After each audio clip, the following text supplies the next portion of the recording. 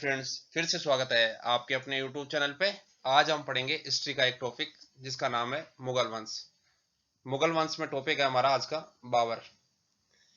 बाबर को शुरू से अंत तक पढ़ेंगे। तो सबसे पहला है बाबर का संक्षिप्त परिचय। बाबर का संक्षिप्त परिचय यह है कि बाबर का जो शासनकाल था जो 1526 से स्टार्ट होके 1530 ईस्वी तक चला। बाबर का पूरा नाम था जहरुद्दीन मोहम्मद बाबर। क्या नाम था? जहरुद्दीन मोहम्मद बाबर।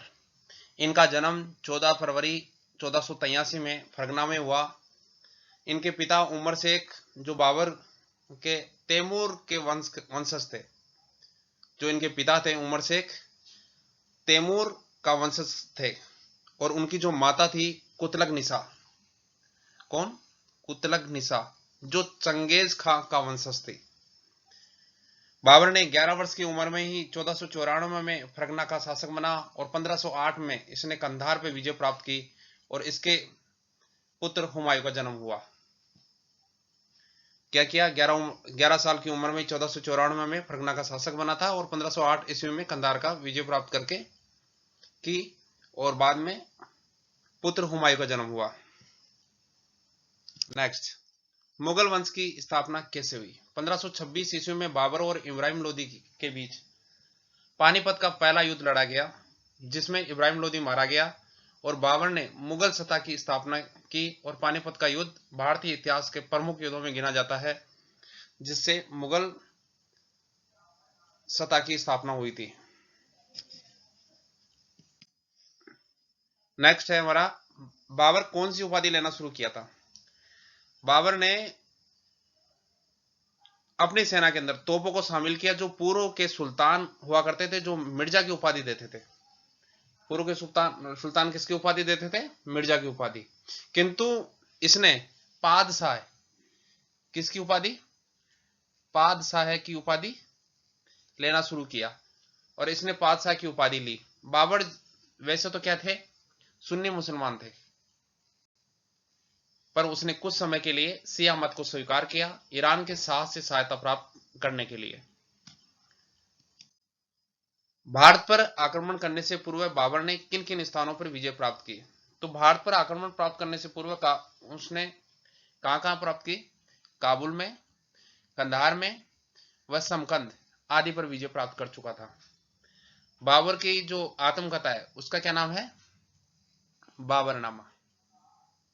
लिखी उसने, उसमें लिखा है जब मैंने हिंदुस्तान विजिट किया तो उस समय हिंदुस्तान में 5 मुसलमान शासकों तथा 2 काफिर बादशाहों का शासन था।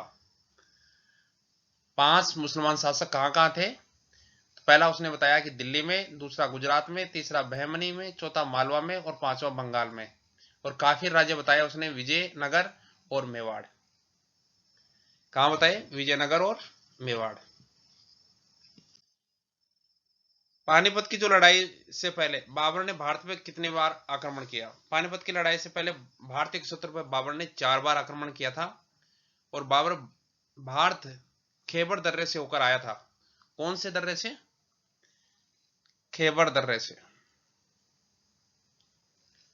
और इसने पहली बार 1519 में भारत पर आक्रमण किया था।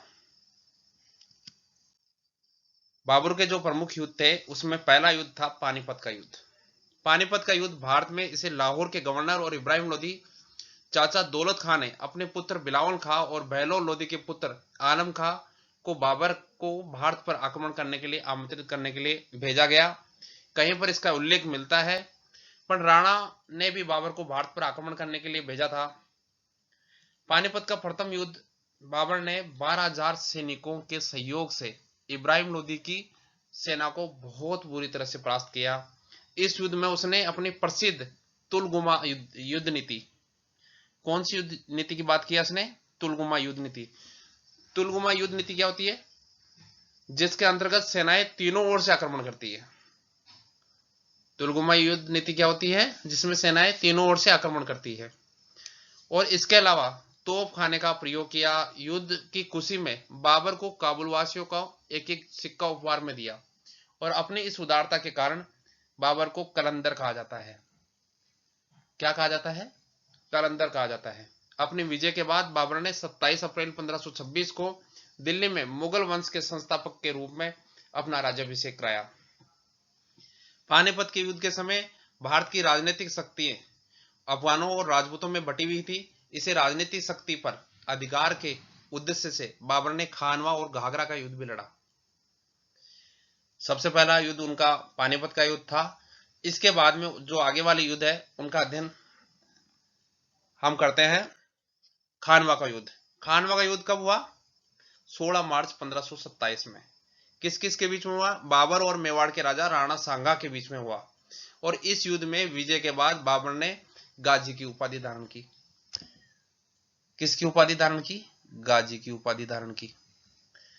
अब नेक्स्ट युद्ध हुआ चंदेरी का युद्ध। चंदेरी का युद्ध कब हुआ?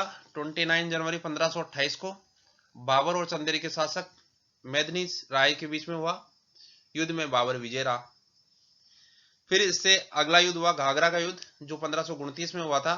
तो घाघरा के युद्ध में घगर बिहार नदी के तट पर बाबर ने अफगानों को पराजित किया और मध्यकाल में यह पहला युद्ध था। जल और थल दोनों में लड़ा गया था। यह बाबर द्वारा लड़ी गई अंतिम लड़ाई थी 1529 में। तो बाबर ने यहां तक कितने युद्ध लड़े? 4। पहला पानीपत का, दूसरा खानवा का, तीसरा चंदेरी का, चौथा घाघरा का। नेक्स्ट, बाबर की मृत्यु कब हुई? उससे पहले हम जान लेते कि बाबर की अन्य रचना कौन सी थी। बाबर ने एक और रचना की थी जिसका नाम था तुजक-ए-बाबरी। क्या नाम था? तुजक-ए-बाबरी है। बाबर ने इसकी तुर्की में रचना की थी। तो बाबर ने इस रचना को अकबर के जो रहीम खाने खा द्वारा तुर्की से फारसी में रूपांतरित किया गया। बाबर के 4 संतानें थी और 5 संतानें थी और 4 लड़के और 1 लड़की थी। 4 पुत्र जो थे उनके थे कौन कौन थे? हुमायूं, अस्करी, कामरान और हिंदाल। और 1 पुत्री थी गुलबदन बेगम।